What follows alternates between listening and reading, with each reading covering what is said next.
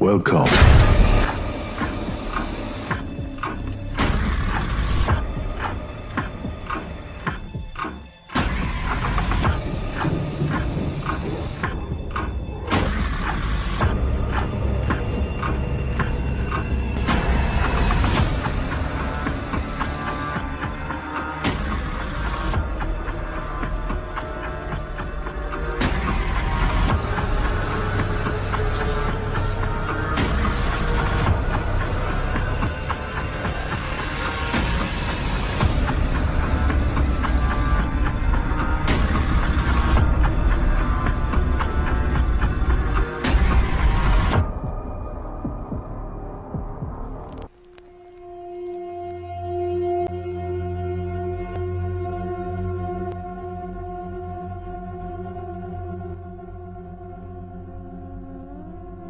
Dalam keadaan yang serba kekurangan, terlebih bila kadar iman tipis, maka seseorang akan dengan mudah terjerumus kepada perbuatan nista. Setidaknya kenyataan itulah yang menjadi latar belakang dari kisah yang dialami oleh Wawan ini. Kalau saja hidupnya berkecukupan, pastilah dia tidak akan nekat mengambil sesuatu yang bukan miliknya. Apalagi mencuri barang milik seseorang yang telah terbujur kaku menjadi mayat.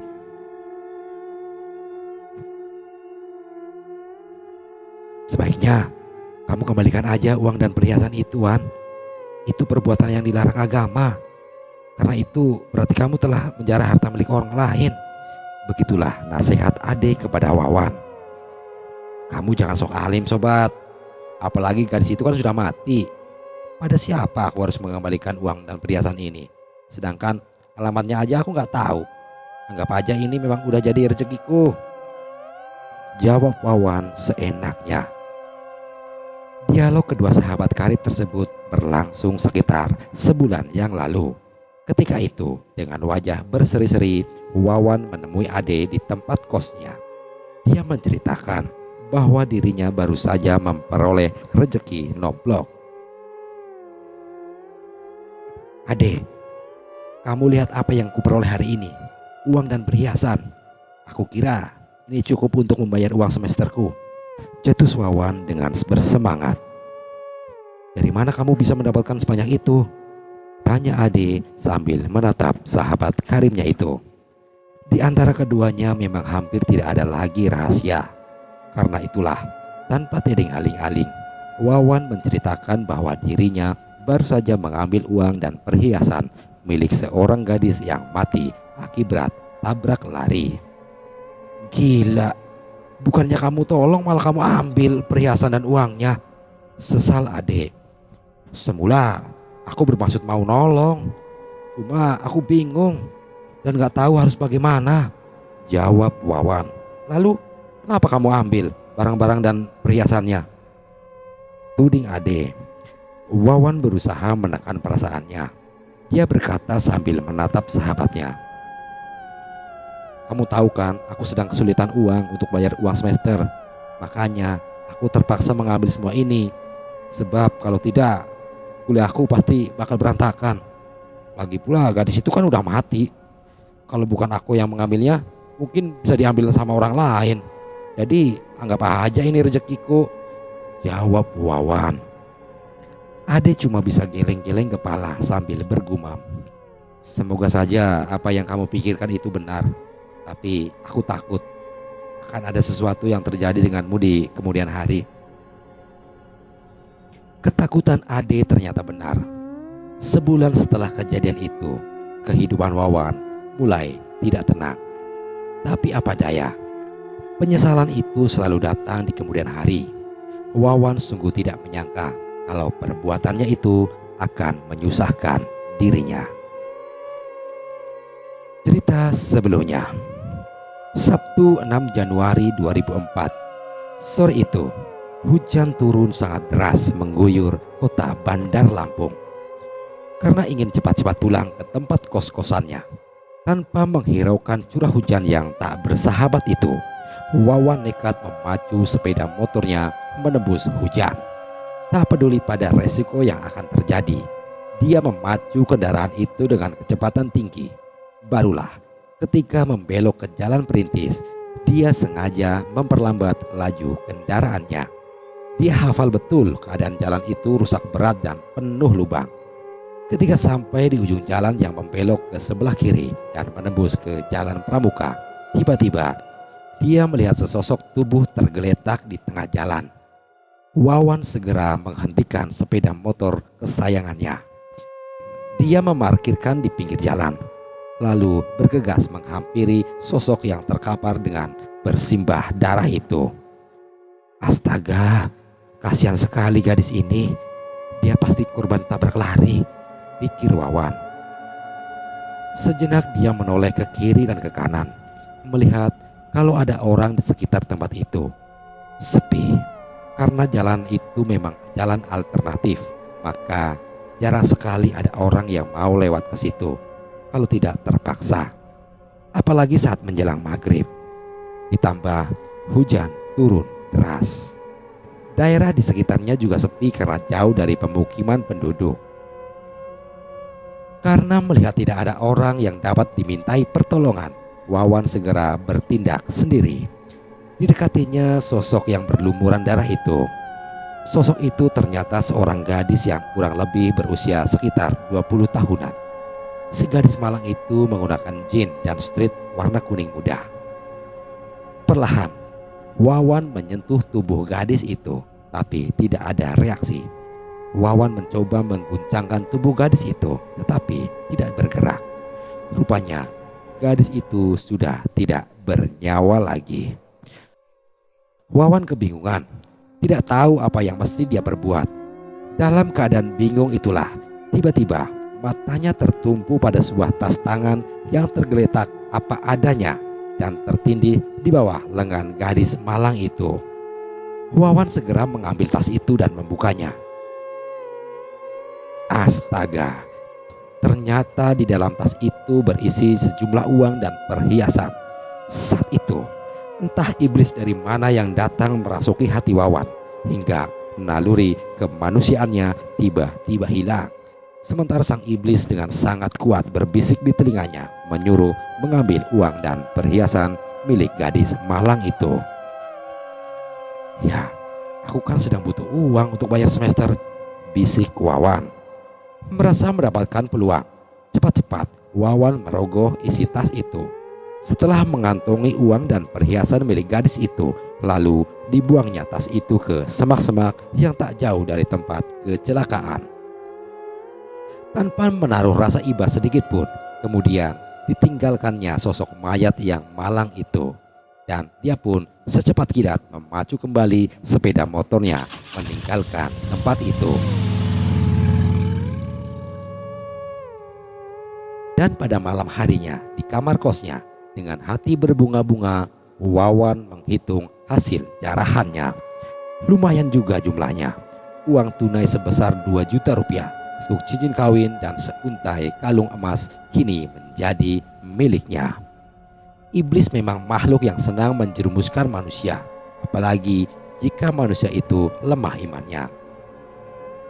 Begitulah yang dialami Wawan. Dia memang seorang yang tidak pernah beribadah, maka dengan mudahnya dia termakan bujuk rayu sang iblis durjana itu. Apalagi di saat yang sama pemuda ini memang tengah dirundung masalah keuangan. Uang hasil jarahannya itu tak hanya dia gunakan untuk membayar semester, tapi juga dia pergunakan untuk berfoya-foya. Kini hampir setiap malam dia mengunjungi diskotik yang ada di sepanjang jalan Yosudarso. Setelah menghabiskan minumannya, lalu dilanjutkan dengan berkencan dengan gadis malam yang biasa menunggu sasaran di tempat itu. Kini Wawan benar-benar telah menjadi pengikut iblis. Bayangkan, dia sekarang sudah bergelimang maksiat, minuman keras dan berzina. Tak pernah dia hiraukannya lagi kata-kata yang pernah diucapkan Ade, sahabat dekatnya. Padahal sudah berulang kali Ade menasehati agar berhati-hati dengan uang itu. Malahan Ade meminta agar Wawan mengembalikan uang itu, tetapi Apa jawaban Wawan? Kamu ini jangan munafik dan sok jujur. Nomor HP pemilik uang itu sudah mati dan mayat itu pasti sudah dikubur sama keluarganya. Terus kemana aku harus mengembalikannya? Masa aku harus mengembalikannya ke liang kubur? Kamu gila kali, jawab Wawan. Ade sempat terkejut mendengar jawaban temannya itu. Setan mana yang telah meracuni hati anak ini? Ucap Ade dalam hati. Dia sama sekali tidak menyangka kalau Wawan yang selama ini dikenalnya sebagai orang santun dan pendiam bisa berkata seperti itu. Kita kan bisa menghubungi rumah sakit, Wan, atau kantor polisi terdekat. Dari mereka kita bisa mengetahui asal-usul gadis itu. Saran Ade tak mau menyerah. Sejenak Wawan terdiam. Ucapan temannya itu ada benarnya, tetapi Wawan enggan melakukannya. Dia tidak sadar bahwa iblis benar-benar telah menguasai dirinya. Keserakahan dan ketamakan telah bertahta di hatinya. Pokoknya aku tidak akan mengembalikan uang itu. Uang itu adalah rezekiku yang diberikan Tuhan padaku. Lagi pula waktu itu kan gak ada orang yang melihatku. Seandainya tidak aku ambil, pasti diambil orang lain, tandas Wawan. Betul katamu, orang lain memang tidak melihat kamu mengambil uang itu, tapi arwah gadis itu pasti melihatmu. Ingat, suatu saat dia pasti datang kepadamu untuk mengambil haknya, balas Ade. Merinding juga bulu kuduk Wawan mendengar ucapan sahabatnya itu. Tetapi semuanya itu sudah kepalang baginya. Ibarat nasi sudah menjadi bubur, nuraninya telah tertutup. Kamu ini ada-ada aja. Mana ada orang yang sudah mati bisa hidup lagi? Kamu kira ini cerita film? Sahut Wawan. Sebenarnya Ade jengkel juga mendengar jawaban sahabatnya itu. Tetapi perasaannya itu dipendamnya dalam hati. Harta memang sering membuat orang jadi lupa daratan, ucap Ade dalam hati. Ya, apa boleh buat. Wawan memang sedang lupa daratan. Buktinya, dia semakin asik dengan dunianya. Dengan uang yang sesungguhnya tidak seberapa jumlahnya itu, dia rela menceburkan diri ke lembah yang hina. Dia tidak tahu kalau uang yang tidak seberapa itu akan habis dalam waktu sekejap.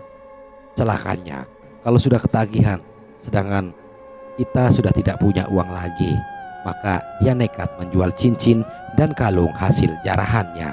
Padahal selama ini dia selalu menyimpan benda berharga itu baik-baik, sebab ada sedikit niat di hatinya untuk mengembalikan kepada yang berhak. Uang hasil penjualan perhiasan itu dia gunakan untuk berfoya-foya, dan setelah uang habis, maka datanglah petaka itu. Malam itu, Wawan bermimpi buruk. Karena mimpinya itu, tepat tengah malam dia pun terbangun. Badannya terserang demam mendadak. Butir-butir keringat dingin seketika membasahi sekujur tubuhnya. Apa yang terjadi? Malam itu Wawan didatangi oleh gadis korban kecelakaan. Bahkan pada malam-malam berikutnya, mimpi serupa selalu datang menerornya. Karena menderita tekanan batin yang amat dahsyat, lambat laun tubuh Wawan menjadi kurus kering. Anehnya, sejauh ini Wawan tetap bertahan. Dia tidak mau menceritakan pengalamannya itu kepada orang lain, termasuk Ade, sahabatnya. Sampai akhirnya tiba pada suatu malam yang merupakan puncak dari mimpi buruk itu. Gadis itu tidak muncul lagi di alam maya, tetapi dia datang dalam kenyataan. Ya, pas di tengah malam, Wawan menjerit histeris ketika membuka pintu kamarnya. Ternyata dilihatnya sosok gadis itu sedang berbaring di ranjang usang miliknya. Refleks Wawan hendak berlari, tetapi suara lembut menegurnya. Wan, jangan takut. Kamu tidak perlu menghindariku, karena aku sama sekali tidak bermaksud menyakitimu, ucap gadis itu. Wawan membalikkan badannya. Walau semula dia sangat ketakutan, namun anehnya, keberaniannya tiba-tiba kembali muncul. Apa maksudmu? Bukannya kamu sudah mati? Tanya Wawan. Gadis itu tersenyum. Ya, aku memang sudah mati. Tetapi arwahku masih penasaran karena perbuatanmu. Kamu telah mengambil semua benda milikku, jawab gadis itu. Wawan pun bergidik. Tiba-tiba dia teringat pada kata-kata yang pernah diucapkan oleh Ade tempo hari. Ya, Ade pernah berkata bahwa suatu saat arwah gadis itu akan datang padanya. Kiranya ucapan Ade itu menjadi kenyataan. Kini arwah gadis itu sudah berdiri di depannya. Dengar ya Wan, aku tahu kamu sudah menghabiskan semuanya. Tapi bagaimanapun, kamu harus mengembalikannya padaku. Cincin dan kalung itu bukan milikku, tetapi milik kekasihku yang diberikan kepadaku sebagai tanda pengikat. Perhiasan itu sangat berarti bagiku, juga bagi kekasihku. Tolonglah kembalikan. Gadis itu berkata dengan setengah mengiba pada Wawan yang berdiri mematung dengan lutut gemetaran. Tapi aku sudah menjualnya pada orang lain, jawab Wawan terbata-bata. Perhiasan itu milikku, kamu tidak berhak menjualnya. Ingat, bagaimanapun caranya, kamu harus mengembalikannya padaku, ancam gadis itu sambil menyeringai. Wajahnya yang semula cantik kini berubah jadi menyeramkan. Wawan bergidik. Dia benar-benar merasa amat ketakutan. Baik, aku akan mengembalikannya, jawab Wawan dengan bibir yang keluh. Sosok gadis itu tiba-tiba lenyap dan berganti dengan bau harum bunga Kamboja. Cepat-cepat Wawan mengunci pintu kamarnya. Dalam keadaan panik, tiba-tiba dia teringat Ade. Keesokan harinya, Wawan segera menemui Ade di tempat kosnya. Mereka memang sama-sama mahasiswa di sebuah perguruan tinggi negeri di Lampung. Kepada Ade, Wawan menceritakan apa yang telah dialaminya selama ini, juga peristiwa yang terjadi tadi malam. Singkat cerita, berkat bantuan Ade, akhirnya Wawan dapat mengetahui identitas gadis itu. Setelah menjual sepeda motor kesayangannya yang merupakan harta satu-satunya itu, Wawan berhasil menebus kembali perhiasan yang telah dijualnya. Dan di hadapan keluarga almarhum, Wawan berterus terang mengakui perbuatannya. Setelah meminta maaf, dia pun mengembalikan uang dan perhiasan yang telah dijarahnya. Aneh, setelah Wawan melakukan itu, arwah gadis itu tidak pernah muncul lagi, bahkan dalam mimpinya sekalipun. Meski peristiwa itu sudah lama terjadi, tetapi Wawan mengaku tidak pernah bisa melupakannya. Baginya, peristiwa tersebut merupakan pelajaran berharga yang sekaligus telah membuatnya berubah menjadi insan yang taat dalam beribadah. Demikian cerita kali ini. Sekian dan terima kasih.